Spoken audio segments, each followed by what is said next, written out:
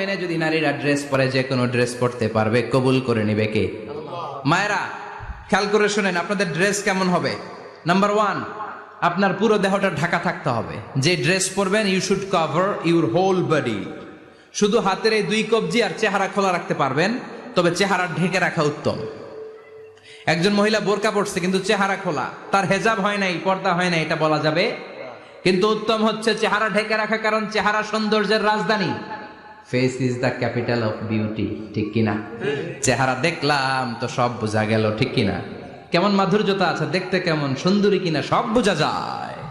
এজন্য চেহারাটাও ঢেকে রাখবেন, চোখটা খোলা রাখবেন।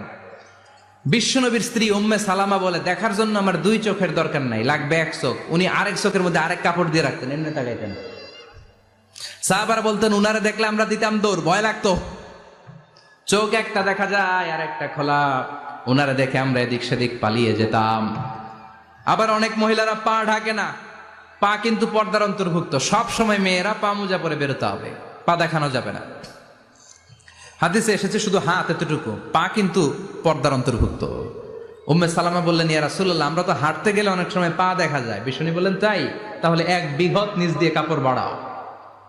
উম্মে সালামা বললেন, জোরে হাঁটলে তো তারপরও দেখা যাবে। বিষ্ণু বললেন, 1 হাত বাড়াও, ধুলাবালি সহ টানবা, তারপরও পায়ের 1 ইঞ্চি দেখানো যাবে।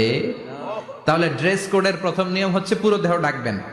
2 নম্বরের নিয়ম, পোশাক ঢিলে ঢালা হবে না টাইট ফিটিং? আরো জোরে বলেন। আছি আমরা কোন জামানায়, লাজ শরম গেছে হারায়, পাতলা শাড়ির বাহার, পাখি ড্রেস লেহেঙ্গা, পোশাক দেখে নারীর লাজে মরে যাই। হায় হায়, আছি আমরা কোন জামানায়, লাজ শরম গেছে হারায়, ঠিক কিনা? লাজ শরমের বালাই নেই। ঢিলে ঢালা হবে, টাইট ফিটিং হতে পারবে না। মোটা কাপড়ের হবে, এরকম মোটা হবে, মোটা কাপড়, কিচ্ছু দেখা যায় না, বাইনোকুলার দিয়েও দেখা যাবে না। আবার ঢিলে ঢালা আছে না নাই? আমরা পুরুষরা যে এটা পরি, এটা দিয়ে 3 মহিলার কাপড় হয়, ঠিক কিনা? কাপড় পরতে চায় না তারা, ওদের পোশাক আমরা নিয়ে নিচ্ছি। তার মানে ঢিলে ঢালা হবে, মোটা কাপড়ের হবে, টাইট ফিটিং হতে পারবে। আবার পুরুষদের পোশাক হতে পারবে। এই 4টা নিয়ম মেনে যে যেই ধরনের পোশাক পরেন, চাদর পরেন সমস্যা নাই, শাড়ি পরেন সমস্যা নাই, ব্লাউজ পরলে ফুল হাতা পরবেন সমস্যা নাই, মেক্সি পরলেও সমস্যা নাই, বোরকা পরলেও সমস্যা নাই, কিন্তু পোশাকটা শালীন পোশাক হতে হবে। কি পোশাক? সবাই বলেন, শালীন পোশাক।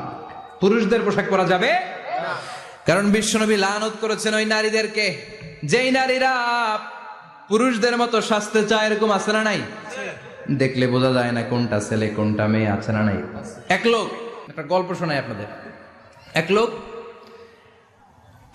এক বাগানে গিয়েছে, যে দেখে বাগানে কিছু ছেলে মেয়ে খেলাধুলা করে, কিন্তু ছেলে মেয়েদের পোশাক দেখে বোঝার উপায় নাই কোনটা ছেলে কোনটা মেয়ে। শুনতেছেন? পোশাকের এমন দশা, কোনটা ছেলে কোনটা মেয়ে বোঝাই যায় না। আফসুস করে বলল, হায় রে, কেমন এদের মা বাবা, কেমন এদের আক্কেল, কি পোশাক তাদের পরিয়েছে, কোনটা ছেলে কোনটা মেয়ে বোঝাই যায় না। পাশে এক ভদ্রলোক বসা ছিল, রেগে মেগে আগুন, এই মিয়া সাবধানে কথা বলেন, জানেন এগুলো আমার সন্তান, আমার সন্তান এগুলো। লোক তো ভয় পেয়ে গেছে, তাই নাকি? ও তাহলে আপনি এদের বাবা? এবার লোকটা রেগে মেগে বলে, আমি আপনার কি চোখ নেই, আমি বাবা হইতে যাবো কেন, আমি তো এদের মা।